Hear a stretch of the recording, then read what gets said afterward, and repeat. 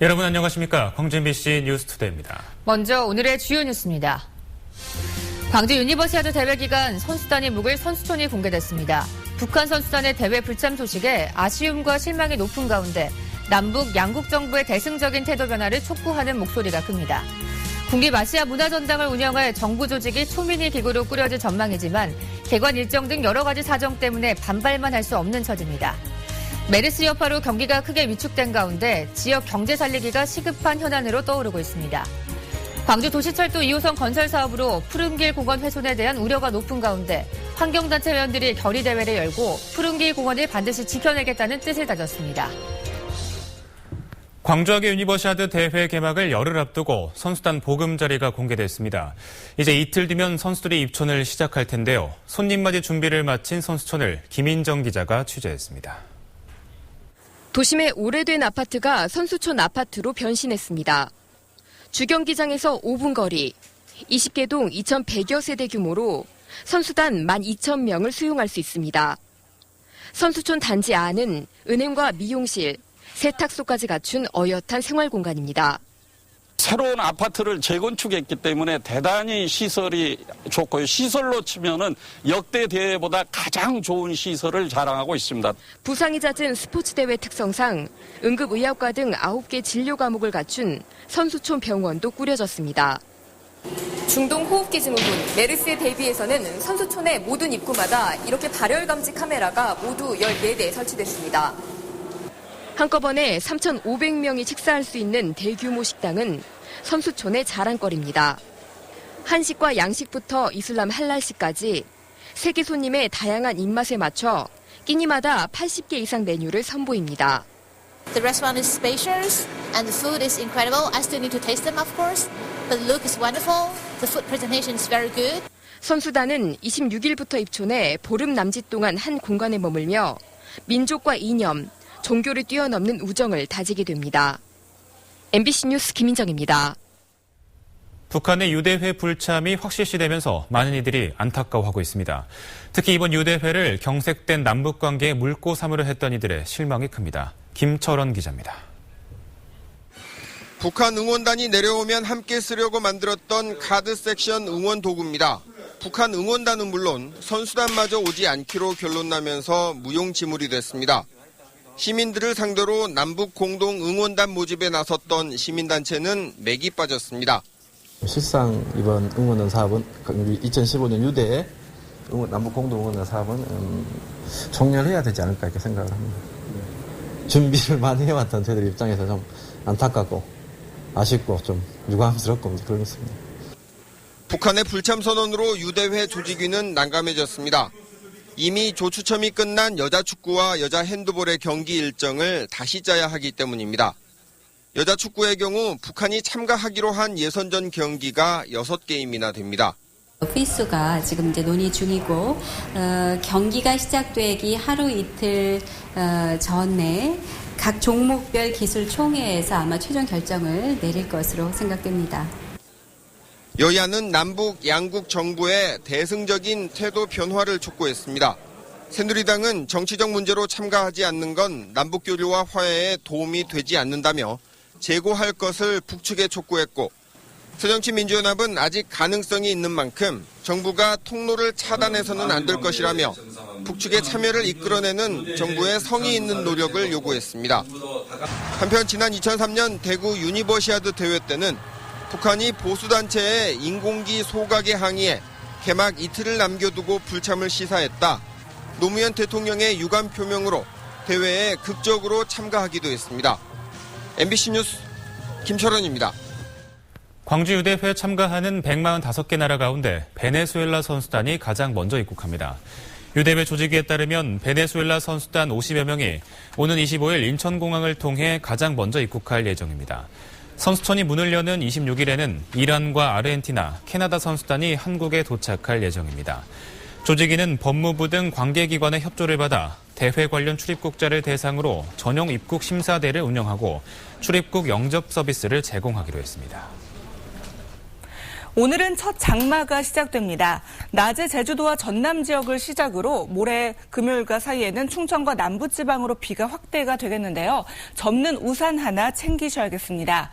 모레 금요일까지 광주를 비롯한 전남 내륙에는 30에서 80mm, 해안을 중심으로는 120mm 이상의 큰 비가 쏟아지는 곳이 있겠습니다. 본격적인 장마철이 시작되면서 차량 점검도 필수죠. 먼저 타이어의 마모 상태를 확인해야 되는데요. 특히 타이어의 공기압을 10에서 20% 정도 높여주면 제동 거리를 줄이는데 큰 효과가 있다고 합니다. 날씨였습니다. 국립아시아문화전당은 단일 문화시설로는 국내 최대 규모지만 전당을 운영할 정부 조직은 초민의로 꾸려질 것으로 보입니다. 지역사회 반발은 있지만 임박한 개관 일정 때문에 외통수에 빠진 모양새입니다. 이계상 기자입니다. 문화체육관광부는 지난 16일 국립아시아문화전당의 공무원 정원을 32명으로 정한다는 내용의 시행규칙 개정안을 입법 예고했습니다. 오는 26일까지로 정한 예고 기간이 끝나고 국무회의를 통과하면 개정안은 확정됩니다. 문체부는 공무원 정원을 늘리는 데는 한계가 있기 때문에 대신 아시아문화원 인력을 충원한다는 생각입니다. 거기 인력부모가 이제 공무원들보다는 아무래도 공무원이 아닌 게 좀 정원 확보이라든가 이런 게 거기는 뭐 예산만 확보하면 되는 거니까. 네네. 하지만 문체부 소속의 다른 기관과 비교하면 문화전당의 공무원 정원은 턱없이 적습니다. 문체부 소속 기관 15곳의 공무원 정원은 지난 3월 현재 총 2,047명으로 한 곳당 평균 130명이 넘습니다. 반면 단일 문화시설로는 국내 최대 규모라는 아시아문화전당은 평균 정원의 4분의 1 수준입니다. 성격이 비슷한 국립현대미술관이나 국립극장이 100명 정도고 문화전당보다 정원이 적은 곳은 예술원 사무국 딱 한 곳뿐입니다. 이 같은 정부안이 알려지면서 지역 국회의원들은 전당의 위상이 훼손됐다며 반발하고 있고 광주시도 대응책을 고민하고 있습니다. 하지만 아시아문화원 개원이나 인력 채용 등의 후속 절차와 9월 개관 준비 일정 등을 감안하면 마냥 반대하며 시간만 끌 수 없다는 점이 고민거리입니다. MBC 뉴스 이계상입니다. 광주시의회 문화도시특별위원회가 아시아 문화전당 위상에 맞는 집재 개편을 정부에 요구했습니다. 특위는 성명에서 아시아 문화전 1급 기관장으로 있는 박물관보다 규모 면에서 훨씬 크지만 정부가 2급으로 공모하기로 한 것은 전당의 위상을 미술관이나 공연장 수준으로 격화시키는 것이라며 아시아 문화중심 도시 조성 사업과 문화전당의 위상에 걸맞는 집재 개편안을 마련해야 한다고 주장했습니다. 메르스가 진정되고는 있지만 지역 경기는 여전히 침체를 보이고 있습니다.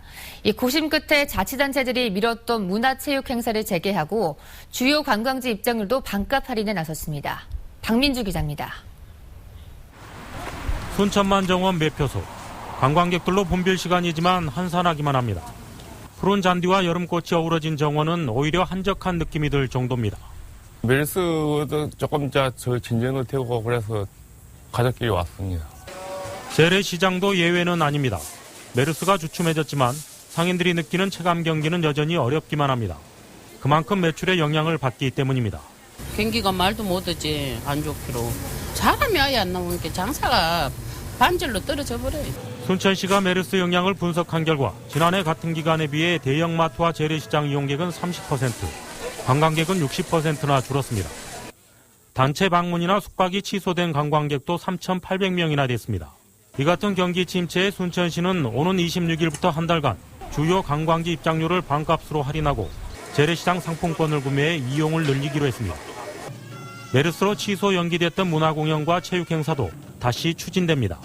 그동안에 계획돼 있던 아고라 순천이나 체육행사들이 다 취소되거나 연기됐었습니다. 이제 2주부터 예정 계획대로 좀 추진해서 분위기를 좀 반전해보고자 합니다.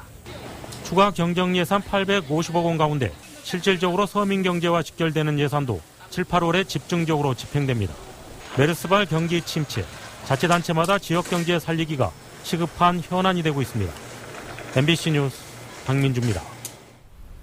소비율 충격파로 수박과 양파를 제외한 대부분의 과채류 가격이 약보합세를 보이고 있습니다.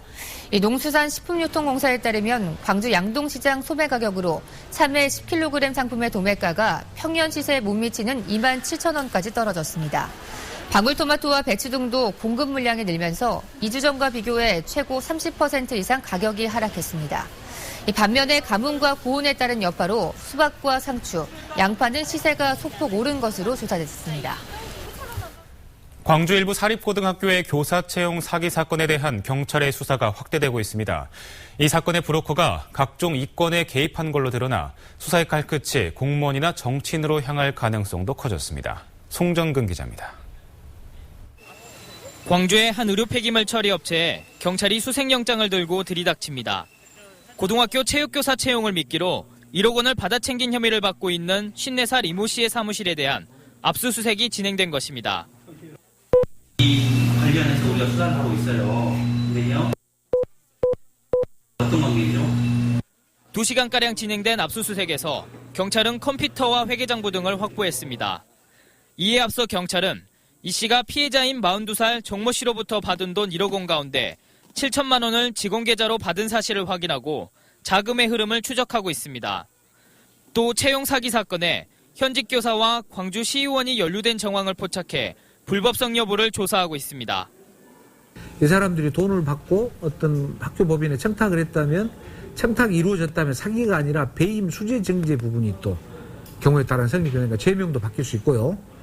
관련 수사 대상의 범위도 경찰은 압수수색한 증거 물품을 분석한 뒤 관련자를 소환해 조사할 방침이라고 밝혔습니다. MBC 뉴스 송정근입니다.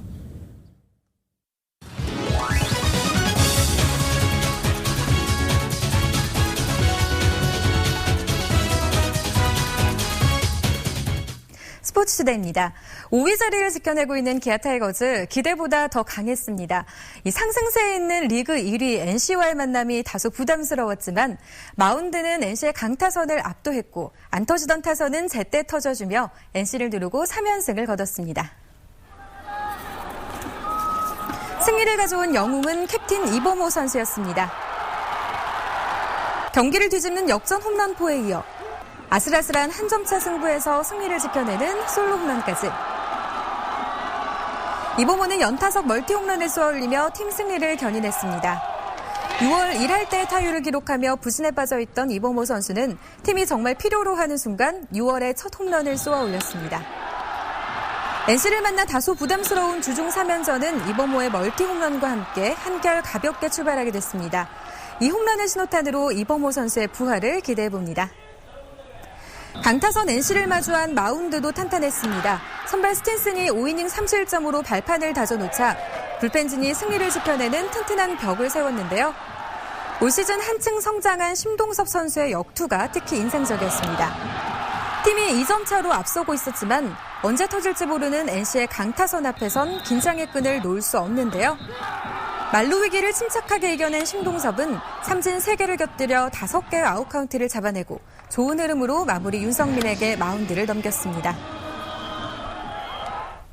이번 광주 하계 유니버시아드 대회에서 세계 명문대학생들의 조정 경기를 직접 볼 수 있게 됐습니다.